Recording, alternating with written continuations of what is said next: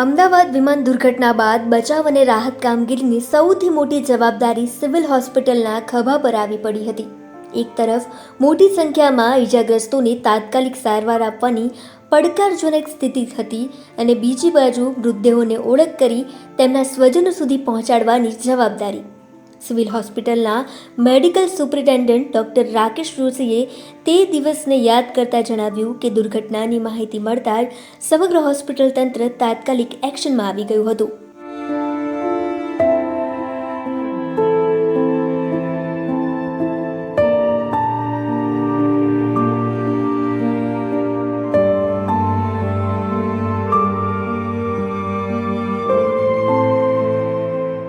બાર જૂન 2025 યાદ આવે છે તો આખું જેમ કહીશ ને કે જે દિવસો જે રીતે કામ કર્યું હતું ટીમે એ બધું જ નજર સામે જાય છે.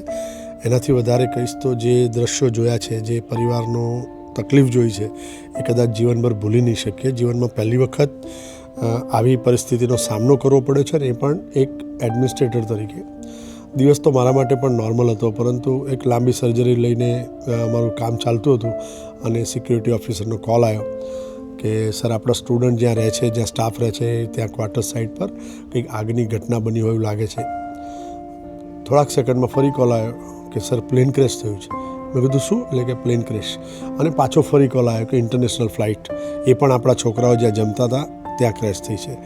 ઓપરેશન મારા જે કલીગને આપી, પ્રોફેસરને, હું બહાર નીકળ્યો. આવતા રસ્તામાં બધા લોકોને કોલ કર્યા કે જેટલા લોકો પણ ફ્રી હોય, પેશન્ટ કેરમાં ઇન્વોલ્વ ના હોય, બધા લોકો ટ્રોમા સેન્ટર પહોંચી જાઓ. અમારી ટીમ આમ જનરલી જ્યારે પણ આવી માસ કેઝ્યુઅલિટી ગુજરાતમાં બી થાય ત્યારે બધા દર્દી જનરલી સિવિલ આવતા હોય છે. એટલે આમ ટેવાયેલી હતી કે એક મેસેજ નાખી દો પ્લસ કોલ થઈ જાય એટલે ઘણા બધા લોકો ત્યાં પહોંચી જાય. ટ્રાયજિંગ કર્યું કે પેશન્ટ આવશે અને આપણે કેવી રીતે મેનેજ કરશું, કેમ કે ઇન્ટરનેશનલ ફ્લાઇટ હતી, ઘણા બધા લોકો ઇન્જર્ડ આવવાની એક સંભાવના હતી. પહેલું પેશન્ટ હજુ પણ મને યાદ છે કે બંધ સાથે આવેલા અમારા ગાર્ડનર, અને પછી 1 બાય 1 પેશન્ટ આવતા ગયા. એનું મેનેજમેન્ટ થયું, ટ્રાયજિંગ કરી, જેને આઈસીયુની જરૂર હતી, ઇમિડિયેટ મેનેજમેન્ટની જરૂર હતી, એ બધું કામ ચાલુ થયું. સાથે સાથે ward, operation theatre, blood bank, એ બધી જ જાતની જે મેનેજમેન્ટ ચાલતી હતી. અને લગભગ 50થી 60 મિનિટ સુધી દર્દીઓ આવતા રહ્યા. 71 જેવા લોકો આવ્યા હશે ઇન્જર્ડ, પરંતુ પછી જે સીન જે જોયો છે એ બિલકુલ દર્દનાક. એમ કહીશ કે કમ્પ્લીટલી બર્ન આઉટ બોડી ધીરે ધીરે શિફ્ટ કરી રહ્યા હતા, જેમને અમે પોસ્ટમોર્ટમમાં મોકલ્યા. અને આપને ખ્યાલ હશે કે પ્લેન ટેક ઓફ થયું અને તરત જ ક્રેશ થયું હતું. એટલે ઘણા બધા સગા સંબંધી જે એરપોર્ટ પર હતા એ બધા સીધા અહીંયા આવ્યા. એટલે એમની હાલત પણ ખૂબ કફોડી હતી કે દરેક વ્યક્તિને હોય કે મારા સ્વજનનું શું થયું છે, કે મારા ભાઈનું શું થયું છે. એ મેસેજ સાથે દોડાદોડી એમને સમજાવવાના, એક સાથે આટલા એ સમયે મૃતદેહ આવેલા અને પ્લસ દર્દી, એટલે 3 જગ્યા પર એક સાથે કામ ચાલતું હતું. દરેક લોકોને પોતપોતાની જવાબદારી ડેઝિગ્નેટ કરી અને ટીમ કામ કરી રહી હતી. આ બાજુ સરકારે પણ બીજા ડૉક્ટર્સ ડેપ્યુટ કર્યા, જેથી કરીને નોનસ્ટોપ પોસ્ટમોર્ટમ કરી શકાય બધાનું, કેમ કે કોઈ આઈડેન્ટિફિકેશન થઈ શકે એવું જ નહોતું. એટલે ડીએનએ સેમ્પલિંગ કરવા માટેની પૂરી આ વ્યવસ્થા, જેની જવાબદારી ડૉક્ટર ધર્મેશ પટેલ અને એમની ટીમે લીધી.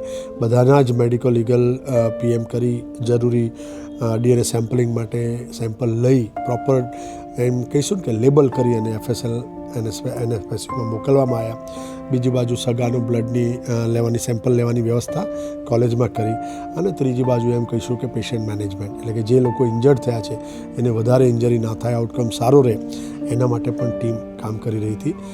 1-8 કલાકની અંદર જ એમ કહીશ કે હેલ્થ મિનિસ્ટર સાહેબ, સેક્રેટરી સર, 2 કલાકમાં આપણા CM sir, Harsh Sanghavi sir, સાંજે Amit Shah sir, next day morning Modi sir, dignitaries પણ આવતા હતા. અને બધા જ લોકોનું ગાઈડન્સ એવું હતું કે એવી વ્યવસ્થા ગોઠવજો જેથી કરીને કોઈ પણ રિલેટિવને તકલીફ ન પડે.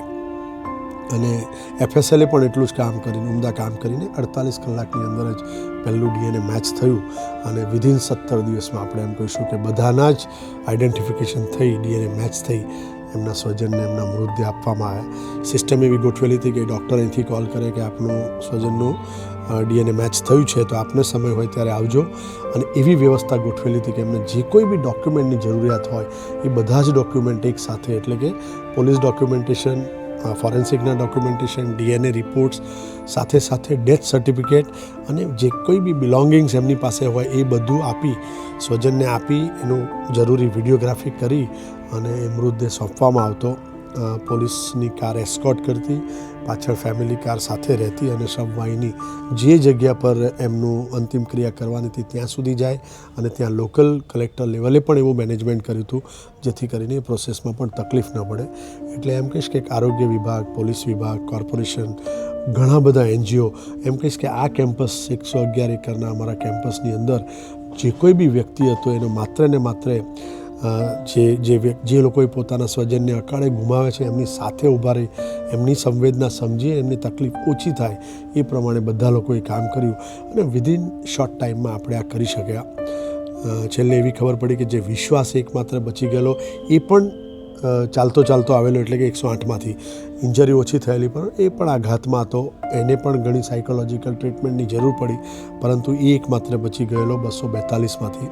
અને બાકીના 19 લોકો જે ગ્રાઉન્ડ કેઝ્યુઅલ્ટી થઈ એમાં 4 અમારા MBBS કરતા સ્ટુડન્ટ પણ હતા, 5 લોકો એના રિલેટિવ પણ હતા. એટલે એ રીતે જોઈએ ને તો 19 ગ્રાઉન્ડ કેઝ્યુઅલ્ટી થઈ અને ટોટલ 260 લોકોનું મૃત્યુ થયેલું.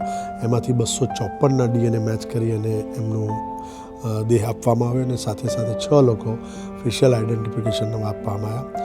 આજનો દિવસ ફરી આવી રહ્યો છે. એ ગુજારો દિવસ આપણને ભગવાનને એટલું પ્રાર્થનામાં સર સૌથી પડકારજનક સ્થિતિ શું હતી જે સ્ટાફને પડી હતી? સૌથી પડકારજનક સ્થિતિ મેં આપને કહ્યું ને, 3 મોરચા પર એકસાથે કામ ચાલતું હતું. પેશન્ટને બચાવવા માટેની અથવા ઇન્જર્ડ વ્યક્તિઓની મેનેજમેન્ટ એ સમયે વધારે હતા. ઘણા બધા ડેડ બોડીઝ બર્ન્ડ આઉટ સિચ્યુએશનમાં કોઈ પણ લેવલે આઈડેન્ટિફાઈ થઈ ન શકે એટલે સાયન્ટિફિક રસ્તો એકમાત્ર રહેલો એ DNA મેચિંગ. અને એ જ સાથે દુર્ઘટનામાં જે લોકોએ આપણા સ્વજન ગુમાયા છે એમની મનોસ્થિતિ સમજવાની, સાયકોલોજીકલ સપોર્ટ, સાથે આખી આ પ્રોસેસ એમની સામે કરવાની, જે એક ખરેખર પડકારજનક હતું. પરંતુ બધા લોકોએ ટીમવર્ક તરીકે જે રીતે કામ કર્યું તેથી આપણે આ કરી શક્યા.